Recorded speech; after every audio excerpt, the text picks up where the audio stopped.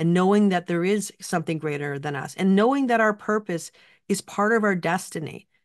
It isn't something we have to chase after. It is something that will meet us along the way. But the only thing we have to do is to walk the path that is made for each one of us. Hi, I hope you're doing well. I'm back again to talk about the full moon happening on April 23rd. It's going to be happening at 4 degrees Scorpio. And lots to say about this full moon. The one thing that I will say is that it really feels like when I sat down to write about what this full moon sort of meant, which I do for every one of the moon reports that I do. I usually sit down and I kind of look at all the different gates and the activations and kind of refer to my notes, the Ravi Ching, and any types of things to sort of help me along the way to bring it all together. Usually, when I'm writing, I will have the threads come together, and usually a theme will show up. Sometimes it's a little bit more difficult to get that theme, but other times it just comes. And I have to say, with this full moon, it was one of those types of things that came very quickly, and it had its own story to tell.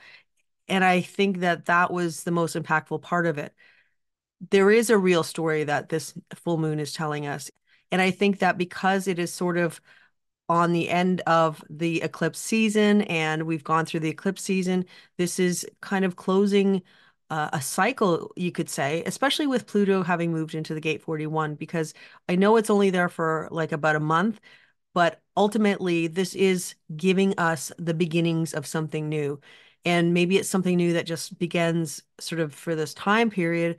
We let go and it picks up again when it moves back in 2025. Or maybe it's something that we start at this particular time and then we continue to carry it forward.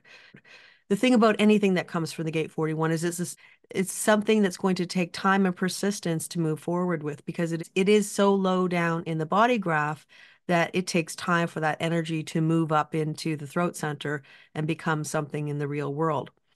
What I did find about this full moon was I looked at the sun in the gate 27 line 3, and that's greed, and the earth and the moon in the gate 28 line 3, and this is adventurism.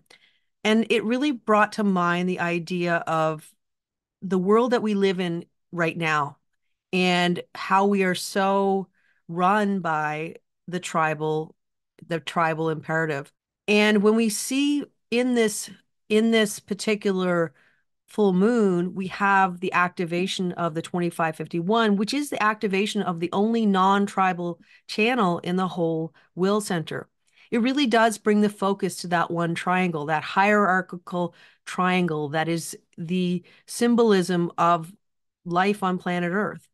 So if you look at all the things that feed into that energy, it is all about tribal energy. It is all about tribal abundance. It is all about making money, abundance, material gains, whatever we can to move forward in life, which is very important.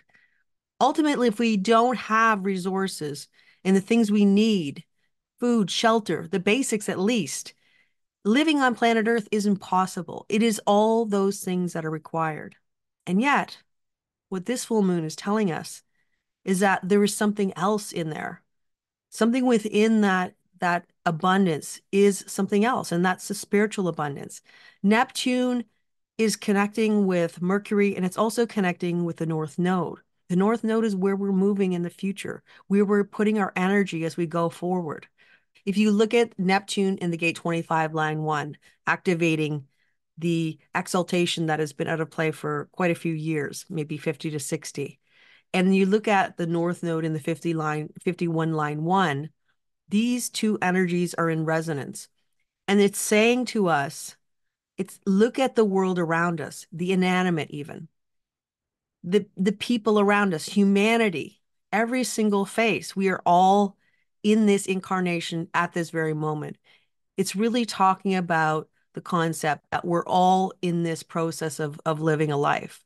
Everything that we have in this world is required to be here. And yet, what we've done with the cross of planning, and as we move closer to 2027, the themes get louder. And you can see that everywhere you look. You can see that in the news. You can see that any Facebook page, any Instagram page, You're basically seeing what the world is looking like. And with the sun in the gate 27, line 3, greed, this is showing us what it all means. It is showing us where we have put all our energy. And I'm not specifically saying everybody who is, watching this video or anybody who, or that type of thing are, we're literally driven by greed. I'm not saying that. But what I'm saying is that that is the general consensus that we look in the world around us. It's very easy. The amount of billionaires that we have in this world right now, it's astronomical. To imagine the amount of abundance that they have for one individual, it is off the charts. And yet there are still people who are struggling to make ends meet. There are still people who are pulling water from wells, living a very harsh life. And this is the disparity that the CrossFit planning has brought. But of course, it isn't just a global cycle. It is humanity is doing this. And if we look at the opposition, the gate 28, line 3, we see the Earth and also the moon being activated. Now, the Earth is a manifest world. This is where we're living. This is where we are shining our light, our sun, in on the Earth. And you can't have one without the other. So we have this greed, 27, line 3, and then we have this adventurism. And although the gate 28, line 3 is not experiential energy, what I think is happening in the world is that we are looking at this energy as something that is about a search to find something, but you don't really know what you're looking for. And so you throw more money at something, or you try and get the ultimate experience, or you watch all these people who have these so-called beautiful lives and these beautiful experiences, and you're looking for something of value. And most people don't realize that thing of value in the gate 28 is your purpose. And basically, this is saying that all the times all the money and the energy that we were putting into the will center, because that is the center of life, really. To live on planet Earth, we need to have those things. And the basic message that I'm getting is that it isn't balanced. And I think that it's easy to see that it isn't balanced and that we are putting our energy into this quest for material goods. And that is not to say that material goods are bad and spirituality is good. What this is saying is that both are important. Balance is required in all parts of life. So if I go back to Neptune and the North Node making the full channel to give us a 2551 channel activation, they are in resonance. And so they are looking at finding our spiritual wealth, reminding us that as much as there is going on in the world, there, as much as we are searching to get that new something that's going to make us feel better, and there's nothing wrong with doing that, as long as we don't forget that there is a spiritual part of who we are as well. And this is a reminder. Mars in the gate 36, line 3 is activating an area where Neptune has been traveling for several years. Neptune has been veiling it and basically not showing us what really is there. The gate 36 is crisis, chaos, but it's also new experiences. And new experiences always come with some level of crisis or chaos because we don't really know what we're going to do. I mean, the first time you ever baked a cake and you got all the ingredients out and you had all your things ready and you're trying to put this cake together, there's a bit of chaos because you're not really sure how you do it. And imagine if you didn't have a YouTube channel or YouTube video to watch to help you, or you didn't have somebody to show you the ropes of how to do it. You were literally just given a cookbook or even just the ingredients and told to make a cake. And of course, it's going to bring some level of not knowing what you're doing. And yet you're learning as you go. And every time you do something again, you're learning one more time. But Mars is saying, we are in a point of transition. Neptune has already started to dissolve this energy, and now Mars is showing us really where we're going. And it says that we can't continue to go any further as we are. Now, that's easy for me to say, and it's easy for a lot of us to say that the world has to change and that things have to change. And what is the solution? Well, the solution is a small one. The solution is that we just continue to try and be the best version of who we are. Literally, that's all we can do. To do things we love, to feel good in our skin.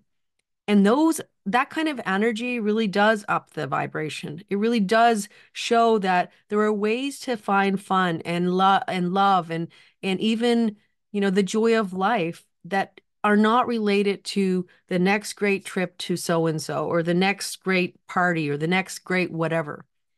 It can be just as simple as going out in the world and looking at the trees, or if you can see anything or any kind of nature. It could be doing some creative thing that you like to do, whatever that is. And that could be exercise. It could be going for a walk. It could be just standing on your porch or just standing on the street and just looking at the sky. Anything like that can really bring you into connection with the earth, because the earth is really our home.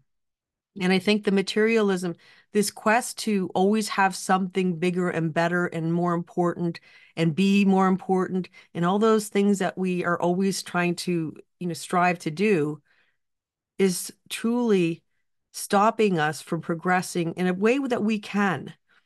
And with Pluto in the gate 41, it really is talking about a new cycle. And I don't think it's a cycle we have a choice on. This is a new cycle that we're stepping into. How that looks, nobody really knows. Only that it's about going with the flow as much as possible. It's about decreasing the clutter, the stuff that doesn't matter. And that doesn't mean things. That could just be mental clutter. Just decreasing so that you can increase your connection with your spiritual truth, whatever that is for you. It is increasing that connection with that divine being or the divine that is so much bigger than all of us, but we can't really put our finger on. Everybody has their own name for what it is, but ultimately, it is something greater than us. When we're leaning into the stuff that is happening all around us, the influencers, the celebrity culture, and maybe that's not even part of what you look at. Even spirituality, we could be leaning into spiritual gurus or people who are literally telling us all the right things to do, and yet it may not feel correct. So, my feeling is that this full moon is a culmination. It's saying now is the time to release all the things that don't matter, all the thought patterns that don't matter, all the mental clutter that doesn't matter, all the things that have served their purpose that you have learned from, that you're ready to release now. And Venus is there in this full moon, basically giving us a message. Life is about stumbling, life is about learning, and it's about making mistakes. But it's not an end all product. If we make a mistake, that's okay.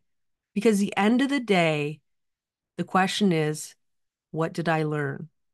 And if you can take everything that you perceive as a mistake and look at it as a learning experience that showed you something new, then that is what life is all about. So Venus is closing a cycle for us and bringing it to an end and saying, you have learned a lot. This is a new cycle to begin. In this full moon, we have a beginning and we have an ending. And some of the beginnings will be a beginning that is built on something we already have. And some beginnings will be something that will start all over again, a brand new cycle. We have so much energy within this full moon that says, now we are moving into something new. The gate 36 is an experience that brings us into something new. The gate 63 is a spiral of life where we feel like we've come back to the beginning, and yet it's a brand new beginning because we are not the same as we used to be. The gate 42 is a closing of a cycle or a leveling up of a cycle. The gate 41 is the initiating codon that starts everything. Within this full moon are all the ingredients to walk forward, to make a plan for your future.